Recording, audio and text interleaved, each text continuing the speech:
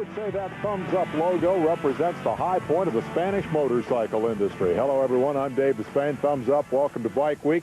This week, we're going to meet the guy who owns that logo, has a spectacular collection of motorcycles inside this little museum at his home place where he was born. We're going to spend a little time with Hugh Weaver, the man behind Hughs Bultaco. I had my first motorcycle when I was about 14, 15. I had a whole bunch of Harleys and Indians, and we used to play with them, get them run, sell them, whatever. But Hugh's life changed for good when a friend bought one of the East Coast's first Bultacos. And he raced it for a year, and then the following year, the draft started chasing him. So he ended up going to California, and he left the motorcycle with me. So I raced it on the ice and had a ball with the thing, and it was, as far as I was concerned, that was the only motorcycle you could ever own. 40 years later, Hugh still lives on the family farm near Craryville, New York. The Harleys and Indians are long gone. The outbuildings are jammed with an estimated 500 Bultacos, and there is an impressive museum housing one of America's best bull collections, both in terms of number and quality of the Spanish specimens, which prompts a question. How did this all come about? Naturally, being a racer, I needed parts, so I had to run 40 miles south of here to the local dealer.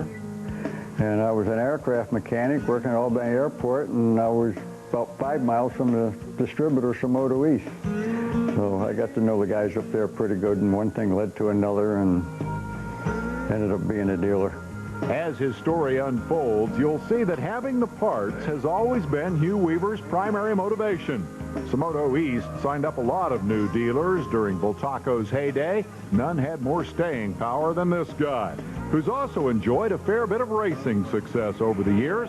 So I started right out selling, 30 the first year, and I worked my way within 5 years. I was selling 80, 90 motorcycles a year. I never did make 100, but I got up to 96 one year. In off-road motorcycling history, Spanish bikes provide an important bridge from heavy four-stroke British machines to the all-conquering Japanese dirt bike. Shortly after Hugh's 96 bike sales heyday, and primarily because of Japanese competition, Bultaco was out of business. One fine afternoon, all of the national managers, that is the sales manager, the service manager, the parts manager, and the racing manager were all asked if they'd like to leave that afternoon. So we all did. Bultaco went under, but Hughs Bultaco never missed a beat. Determined to keep his customers in parts, remember, it's all about parts, Hugh started buying out other bull dealers. Their parts people had changed over the years. They didn't know how to look the stuff up. They didn't know what part was what, and, they would, call me up for a part, and I'd send it to them, and, during the course of the conversation, we got a pile of stuff down here. You want it? Come get it. So how far did you travel to go get stuff? You said you bought out a dealer in Des Moines, a guy in Omaha. All over the United States. So you drove back there with a van? Still yet today, I go to California once or twice, rent a truck, go up and down the coast, load it up and zigzag my way back. To this day? Yeah, with a load. Yeah. Probably made a lot of friends around the country doing it. Oh, yeah. I can stop and have dinner on somebody almost every night. Everybody kids about that. Hey, you coming my way? Well, naturally, Hugh had to find places to put all those motorcycles. Let's just say they're stashed away. When he was a kid, Hugh Weaver used to work on this farm. Now he owns it. You've all heard the old story about the guy who found the classic motorcycle that had been sitting in a barn for 20 years. What do you see inside Hugh's barn? This building and several more like it are filled pillar to post with all things Bultaco. It appears this stall is reserved for 5-speed matadors. Swing arms in various states of repair hang in the hayloft, while used wheels, complete with weather-checked tires, live in a pile 1 level down.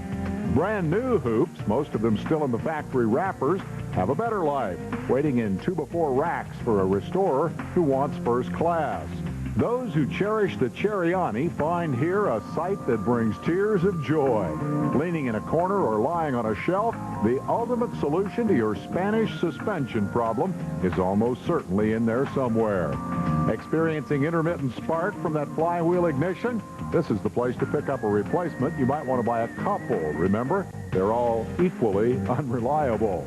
You'll find an oddball occasionally. Did you spot the Sprint tank hiding in this fiberglass bonanza? And just past the gas tanks we found, the frame from Jim Pomeroy's 1973 Spanish Motocross GP winner. No kidding. He has two of them. And I'm already finagling a little bit here. I have two factory prototype front ends. So if I can train at one front end with him to get one frame, so maybe we'll have the first factory prototype Bultaco in the United States. But I'll have one on the West Coast and one on the East Coast. All right, there you have a sample of Hugh's inventory, from rare racing treasures to barn fresh Bultacos. So what's a barn fresh motorcycle? That's one that's just been sitting in a barn for 20 years. Ready to go. Yes, ready to go. What would I typically pay for a barn fresh Hughs Bultaco? A complete motorcycle with all the pieces on it, $500, $600. You know, that's what we get for them. You know, and then we go from there. You know, a lot of people buy them, and they'll pull the engine out and leave it with me to rebuild, and they'll take the rest of it home and do the rest of it all up nice, and by the time they get their engine, they put it together and they're ready to go. Everybody's making them look pretty. Ah, and to make them look pretty, you know what they need. Parts, parts, and more parts. How did you first cross each other's paths? You know, it's back at Simono, you know, and, you know, then he was a dealer, a small dealer over here, and I came over and visited him a couple times, and... Yeah, whenever Simono didn't have parts, they'd come get them from me. Before we leave Hughs Bultaco, another point about parts. What Hugh can't find elsewhere, he has made. New parts, manufactured to original specs. Just for example, the seat covers, we have them embossed in Australia. We have the foams made here in the United States, and then the rest of the cover is sewed together either local or in Texas.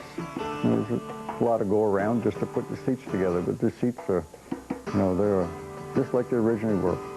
With that same devotion to authenticity, Hugh Weaver can do whatever you need done to your Bultaco, from rebuilding the motor to painting the plastic. He takes great pride in the brand. They were probably one of the best design motorcycles there were. If you really understood them, they run like your car does every day. You know, they start easy, you know, no problems with them. Now, Bultaco was very proud of what they made. You know, like all the bolts have Bultaco written on it, and you know, they had polished cases. You couldn't even polish a Japanese case. You know, they painted them. They were put together very well, and they were very easy to maintain, and they ran great. In the mid-90s, Hugh met the Bultaco patriarch, Senor Bulto himself. On crutches after crashing his Bultaco at Unadilla, Hugh went to Spain. Here's a surprise, looking for parts. And I sent a fax to Bulto. I knew where he was. You know, it was kind of a secret. He didn't want nobody to know where he was.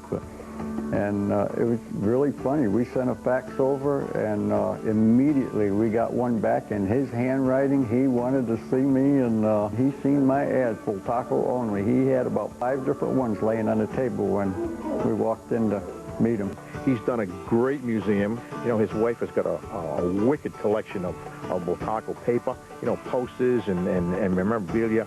And Hugh is known throughout the world as probably the Bultaco, call it warehouse, if you will, for everything. And I think it's great. It really is. You know, I'll help him with anything, but believe me, Hugh does not need help.